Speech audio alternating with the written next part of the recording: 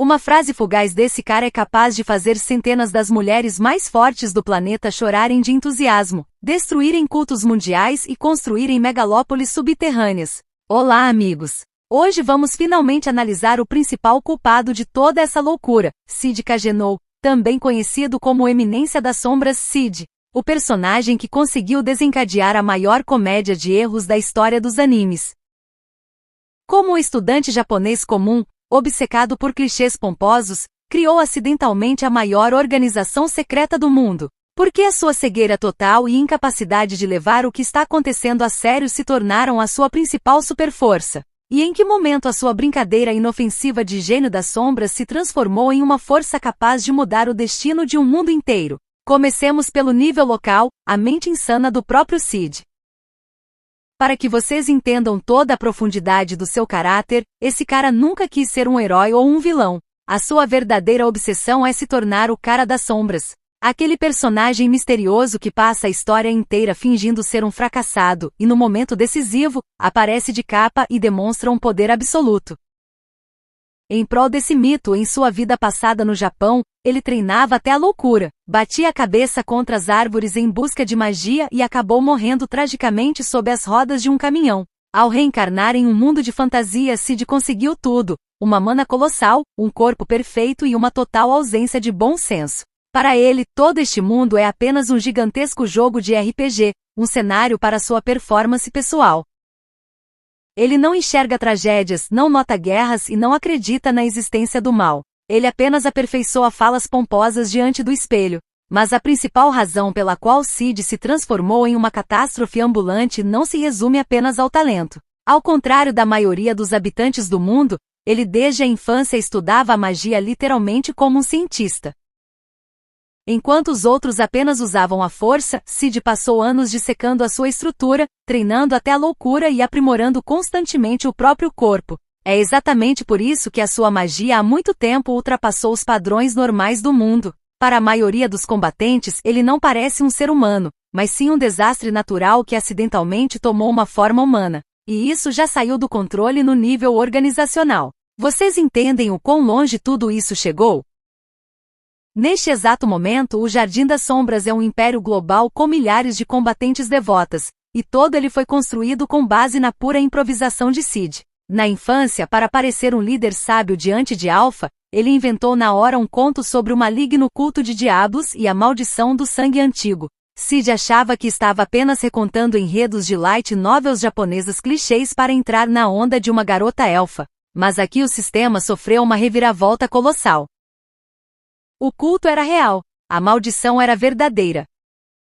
Cada palavra aleatória de Sid, dita em prol da imponência, atinge o alvo com uma precisão assustadora, revelando os segredos reais de uma história secular. As garotas das Sete Sombras enxergam nele um grande profeta, um gênio da tática e o salvador do mundo, enquanto o próprio Sid acredita sinceramente que as suas amigas de infância simplesmente cresceram, criaram o seu próprio movimento de RPG e contrataram um monte de atores figurantes para agradar o seu amigo excêntrico. E aqui surge mais uma questão. Quanto do sucesso de Sid se deve à verdadeira habilidade e quanto se deve a uma sorte inacreditável? Porque quanto mais a história avança, mais difícil fica explicar o que acontece apenas por meio do acaso. As suas decisões casuais levam repetidamente ao resultado perfeito. Então, onde fica a fronteira entre a genialidade e uma coincidência absurda? Mas há uma pergunta ainda mais interessante. Sid criou o Jardim das Sombras ou o Jardim das Sombras criou o seu Eminência das Sombras? Na superfície, tudo é óbvio, Sid usa as Sete Sombras para materializar as suas fantasias adolescentes às custas delas. Mas se cavarmos mais fundo, Alpha utiliza magistralmente as suas ideias fragmentadas para a construção de um exército perfeito. Gama usa a sua imagem pomposa para a criação de um monopólio comercial mundial. Zeta o transforma em um objeto absoluto de fé para justificar expurgos radicais. Todo o Jardim das Sombras utiliza o seu mito para mover a sua guerra global para a frente. A partir daí, fica pior. Dentro do Jardim das Sombras, Sid manifesta o seu talento mais assustador, uma indiferença absoluta à política, às intrigas e às consequências globais, que todos interpretam como o mais alto cálculo estratégico. Em público ele é Sid Cagenou, um figurante cinzento que bate recordes pelo comportamento mais lamentável e imperceptível na academia. Ele está disposto a perder duelos voluntariamente e cuspir sangue artificial só para não se destacar. O problema é outro. Sob a capa do Eminência das Sombras, ele se torna uma máquina fria de destruição. Ele não se importa com os planos do culto, não se importa com as intrigas políticas dos reis. Se um inimigo o atrapalha a proferir de forma bela uma citação ensaiada ou interrompe o seu monólogo pomposo, Cid simplesmente o apaga da face da terra com a explosão nuclear de sua magia. Os inimigos sentem um terror selvagem e primitivo ao tentarem decifrar os seus motivos. Eles constroem teorias da conspiração globais, buscam um sentido oculto em seus passos, sem perceber a verdade fatal. Esse cara só veio roubar o ouro do culto para comprar um hambúrguer. Por que Cid funciona como personagem ao longo de tantos volumes? Em qualquer outra história, o protagonista é obrigado a evoluir, a amadurecer, superar crises internas e se tornar melhor. Mas Cid, mental e conceitualmente, quase não mudou desde o primeiro episódio. O interesse por ele não desaparece por uma razão completamente diferente. É exatamente por isso que a sua magia há muito tempo ultrapassou os padrões normais do mundo. Para a maioria dos combatentes, ele não parece um ser humano, mas sim um desastre natural que acidentalmente tomou uma forma humana. E isso já saiu do controle no nível organizacional. Vocês entendem o quão longe tudo isso chegou? Neste exato momento, o Jardim das Sombras é um império global com milhares de combatentes devotas, e todo ele foi construído com base na pura improvisação de Cid.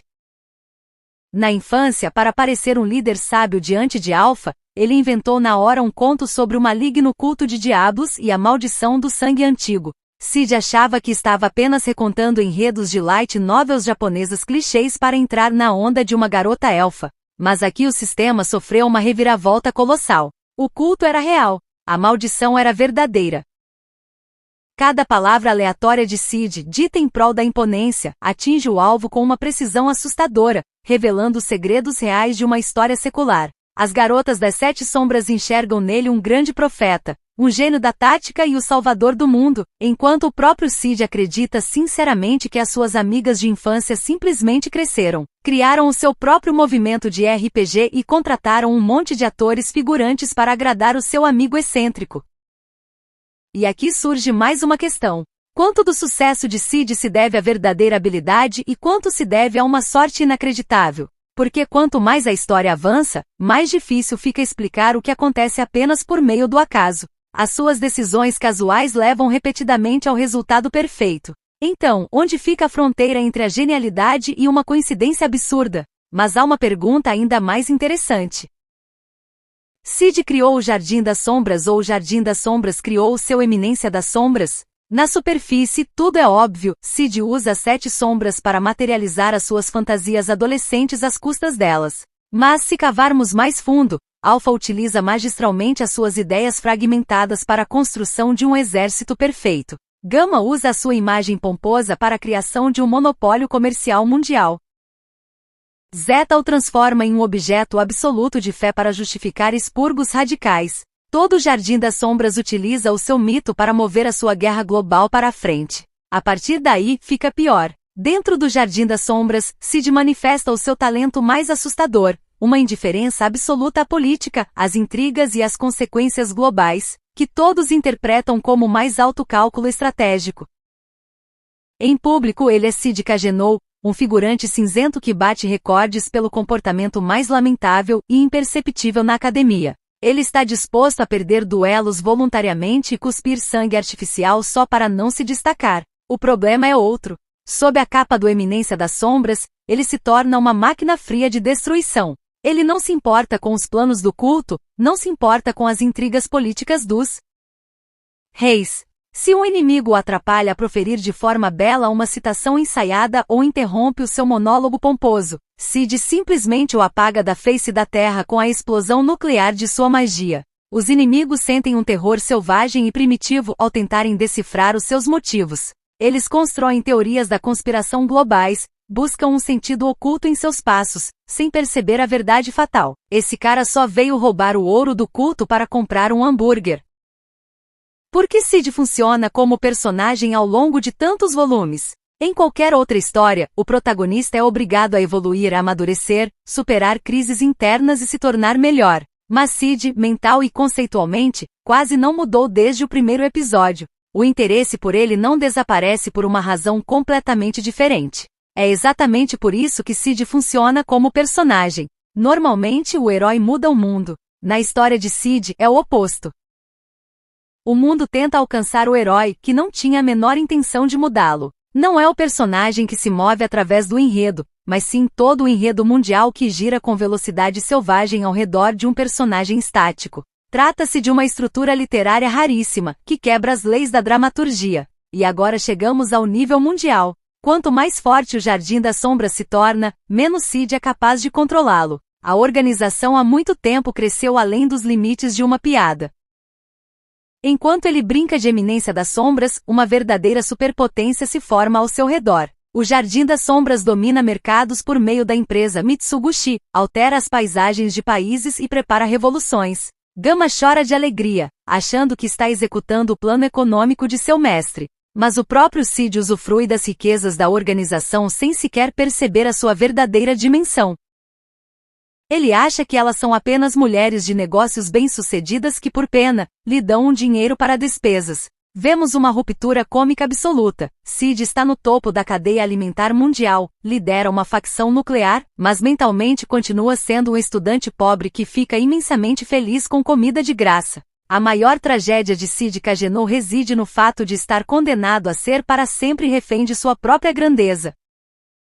Ele construiu um mito impecável no qual o mundo inteiro acreditou, mas ele mesmo nunca poderá desfrutar dos frutos do seu poder real. Ele se considera um ator solitário cercado por amigas bem-sucedidas, sem entender que, com o estalar de seus dedos, as 7 sombras estão prontas para queimar continentes. A sua fé cega de que tudo ao redor é uma farsa e um jogo de RPG protege a sua mente da loucura, mas, ao mesmo tempo, afasta-o para sempre da realidade.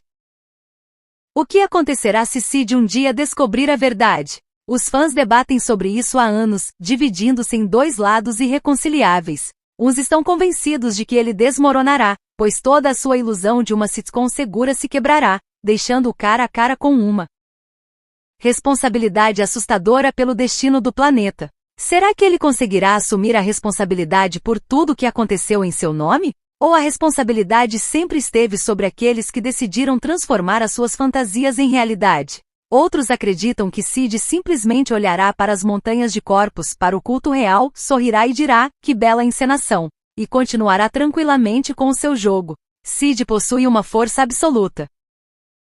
Tão absoluta que para a maioria dos inimigos, a diferença entre uma batalha contra ele e um desastre natural praticamente deixa de existir. Ele pode destruir exércitos, arruinar estados e mudar o destino de continentes. Mas se pararmos para pensar, o quão livre ele realmente é, ele não pode abrir mão do papel de eminência das sombras. Não pode parar de interpretar o seu personagem. Não pode olhar para o mundo como ele realmente é. Talvez o seu próprio sonho tenha se tornado a cela mais firme de toda a história. O Jardim das Sombras parece invulnerável, mas toda essa estrutura grandiosa se sustenta no fio mais fino de sua total incompreensão. O paradoxo de Sid Cagenou é que ele já alcançou o seu sonho. Ele realmente se tornou a maior figura das sombras. O único problema é que a única pessoa que não entende isso é ele mesmo. E se Sid Cagenou for a única pessoa verdadeiramente feliz em toda esta história? Enquanto Alpha, Zeta, Gama e as outras carregam um peso colossal de responsabilidade pelo destino do mundo, sofrendo com as cicatrizes do passado, Sid vive dentro de seu próprio sonho absoluto. Talvez o mundo inteiro o considere o maior gênio não porque ele entende mais do que os outros, mas porque ele é a única pessoa que nunca na vida precisa duvidar de si mesma. Refletindo sobre isso, talvez o principal paradoxo da história nem esteja ligado ao culto de diabos. Talvez a questão principal seja outra. Sid criou o Jardim das Sombras ou o Jardim das Sombras há muito tempo criou o seu Eminência das Sombras perfeito? Talvez Sid Cagenou seja a única pessoa neste mundo que já obteve tudo com que sonhou. E talvez seja exatamente por isso que ele nunca entenderá que já se tornou a pessoa que sonhou ser a vida inteira. Mas se uma pessoa alcançou seu sonho e sequer percebeu isso, podemos chamá-la de vencedora? Ou seria essa a maior tragédia do Eminência das Sombras? Escreva nos comentários, inscreva-se no canal e até os próximos encontros.